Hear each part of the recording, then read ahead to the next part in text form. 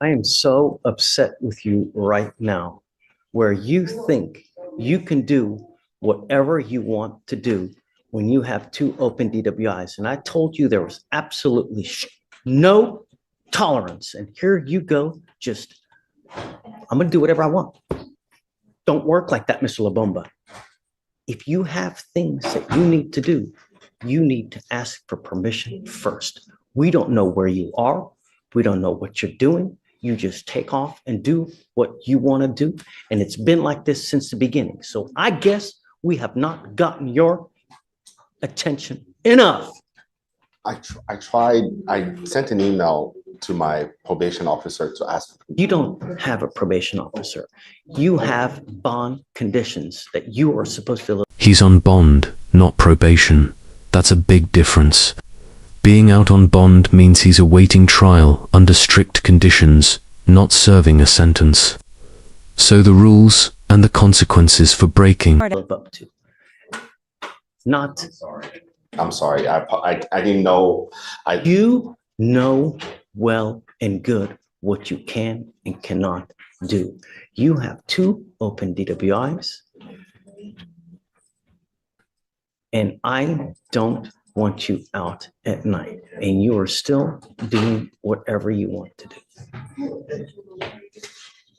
I'm not. It goes with you. No, I'm not. you are. Your back. Again, I'm not. I asked for permission. I'm sorry. I swear They to God, don't I'm not. have authority to give you permission to do anything. I didn't know. I didn't know. Then you call your lawyer, you come up here, but you don't do things after the fact. You violate and then ask for I asked for permission before I went to the meeting. I did. I swear to God, I did. And she didn't respond to me till after the meeting. And I told her if I know, You I were wouldn't. talking to the wrong person, Mr. I Lubumba. didn't know. You knew that this was strict compliance with two open DWIs. I'm sorry, Judge.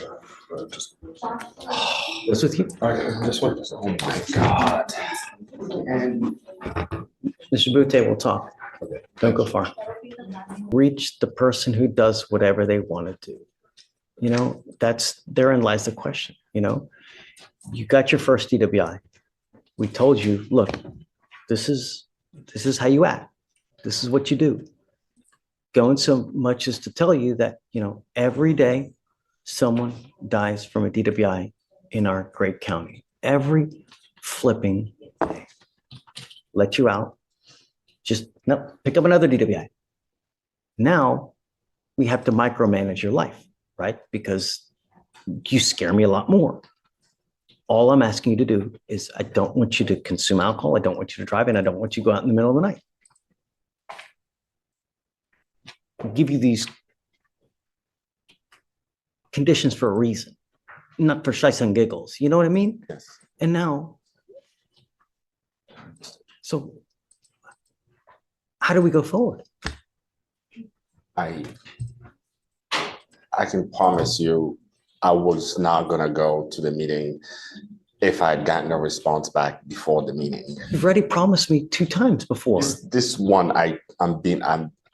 when I got the email back the day after I'd already gone, I told her if she had emailed me back before the meeting, I was not gonna go because I'm not playing around. I mean, with this. but did you email the day before your meeting? I did. Yeah, I did. That is about it just, these people are busy and you work and you're sending email to county employees. Do you really think someone is going to email you within a couple hours to the next day to respond to you? Do you really think that if you were to reach out to anyone here, they're going to respond to you in a timely fashion?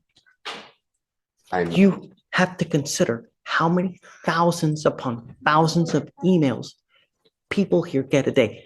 Victoria, how many emails do you get a day? At least 100. No joke. You're emailing pretrial services where they have about 2,000 to 4,000 people that they manage. Well, I mean, probably again, 2 on a daily basis, where they're hundreds upon hundreds. So for you to think that they're actually respond to you, I don't believe you. I think that what you did was that, you know what, I'm going to send an email just so that I CYA and I'm going to go do what I want to do.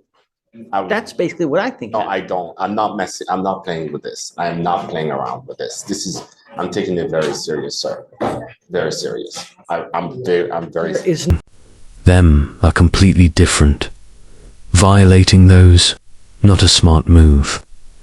Interview to this isn't just a dramatic. and ask for forgiveness later. We don't subscribe by that theory. We don't.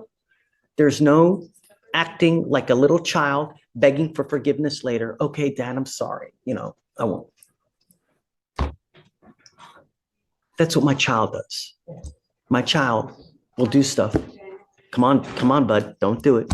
Dad, I did it again. Oh, come on, I told you. When people do that to me, your sorry goes in this ear and it goes that out that ear because I know you will continue to act the way you want to act.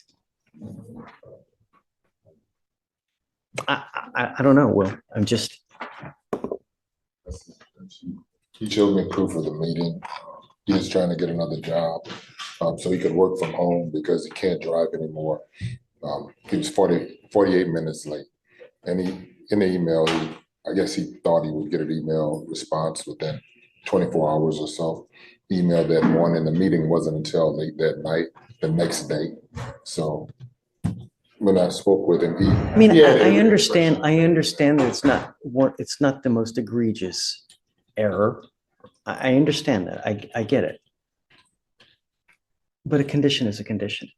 And the problem is that if we let you go, what does that tell you? I know how serious this is. I know. That's why I tried to contact.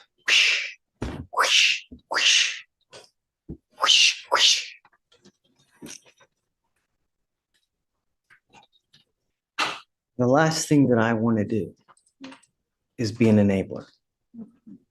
The last thing I want to do is act in a way where it tells you that it's okay for you to do what you're doing without consequence. Because one of the biggest things that I like to teach here, because, you know, in a way, I think of myself like a father to everyone. I like to teach, right? And I want everybody, no matter who they are, no matter what color they are, no matter what they're doing in their life, I want them to leave better.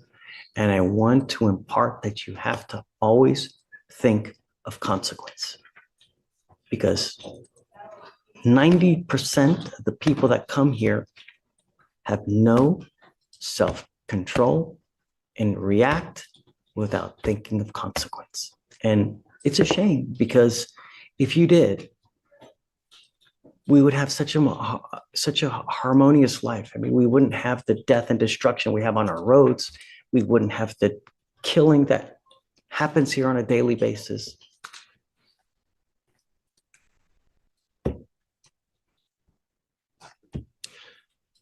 What does he have on his ankle now? I guess from You what have a scram and a GPS monitor? Yes, Judge.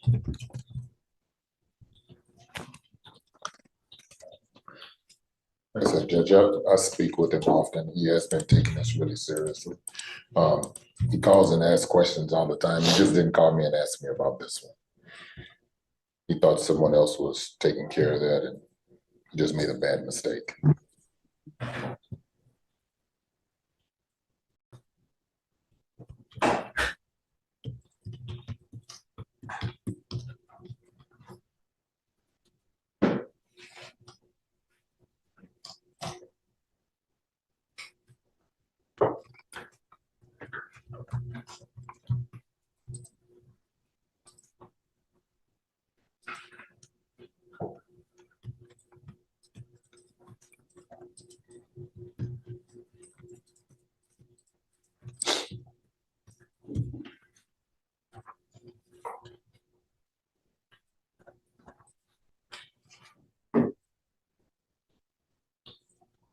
Don't do it again.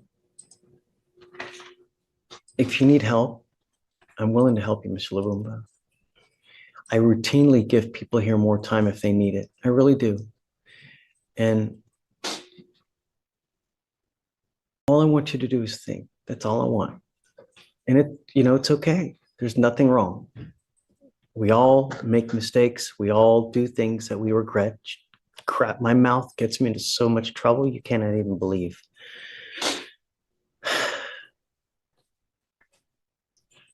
I will continue your supervision.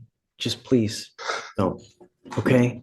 If you ever need anything else, just come back. Let us know. We can help you. If you need more time for work or whatever, don't ask for forgiveness after the fact. Just come back here first. Contrary to popular belief, we're not that bad. Really. All we want is our public to be safe. And if I know that I can count on you to help me with my public, then I'm more inclined to go with you on what you need. All right? Please don't again. All right? Thank you, Judge. Thank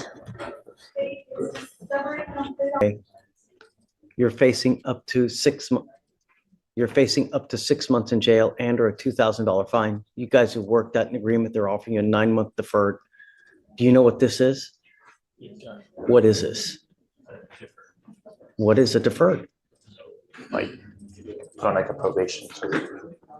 You have to understand that you give up nearly every right known to man by entering into this agreement. And if you fail to live up to your side of the agreement, we will issue a warrant for your arrest, put you in custody, and you're looking at up to 180 days. Do you understand? Yes, Your Honor. Not only that, you need to also understand this is your second racing case now. It's just a matter of time that you pick up another one, do something dangerous. They may very well seize and take that car from you permanently. I can't tell you how many cars I've had in here where they've taken it, a $50,000 car, seized, gone forever. Do you understand? Yes, Your Honor. You're giving up the right to a trial, right to compel witnesses to testify on behalf, confront and cross-examine your accusers. If you're not a citizen, there are possible immigration consequences. You can be deported, excluded from the country, denied naturalization under federal law. You give up the right to appeal. So once you accept this agreement, you are stuck with us until you complete it or unless it gets revoked. To be able to successfully complete this thing, you must do thinking for a change, a driver safety course, no drugs, alcohol, random urinalysis, 10 hours of community service. Mr. Vital, how old are you, sir? What do you do for a living? Teach tennis. You Tennis. teach tennis. Where do you teach tennis? And also at Audi International. Okay. What kind of money do you make a month? Obviously, like I work outside, so like rain, it's too cold, stuff like that. And who do you live with? Me and my dad. I live with my dad because he's older. Okay. Okay. You can reduce it. Yeah. Do you have a Texas driver license? Do you have liability insurance? Moment. It's a textbook case of enabling. The judge isn't throwing fire for show. He's driving home the principle of accountability. He's essentially saying, if I let this slide, then I become part of the problem. Interview 3. Okay. All right. You're going to maintain your Texas driver license and liability insurance while you're on this probation and prove it so that we know that you do have it. Mr. Vital, we like to reward people, so I'll make you a deal. If you do well, you do everything you're supposed to, and most importantly, you're nice to everybody, I'll take you off in half the time so you can be done with this thing in 4.5 months if you really kick butt, do well, and most of all, be nice. Thank you. Don't. If you want to race, there's places in Houston that you can go to. 59, 610, the tollway, that's not the right place. God forbid you do some irreparable damage, like you run someone over, you kill someone. You know what I mean? All right. How do you plead to the offense? Guilty or not guilty? I will not find you guilty. I'll withhold it for 9 months. Just make us proud, man. All right. Good luck. Judge, thank you. Thanks, man. It's just like you were on bond for a case, and now you've picked up a new case. You've now picked up an unlawful carrying of a weapon. You are facing up to a year in jail and or a $4,000 fine. We are going to do probable cause. You have the right to remain silent. Anything you say can or will be used against you. You have the right to have an attorney present. If you cannot afford one, one will be appointed to you, sir. Yes, Judge.